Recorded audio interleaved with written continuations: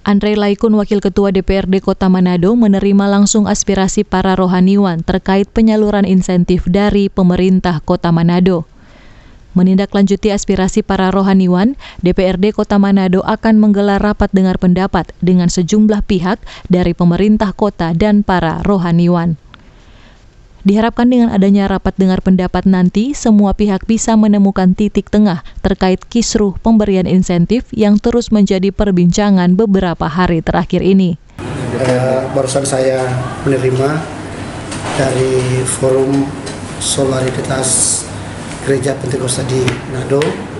Mereka mau bertemu dengan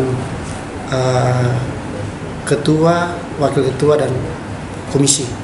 Mereka mau menyampaikan bahwa insentif rohaniawan harus merata.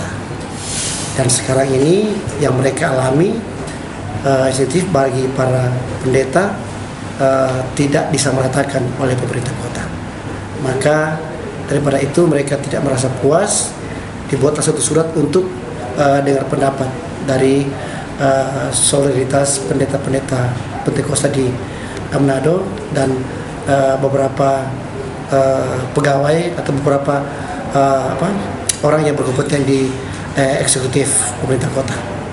Rapat dengar pendapat antara pihak pemerintah kota dan rohaniwan akan digelar tanggal 31 Januari 2022. Hiskiawaran Kiran melaporkan untuk Kawanua TV.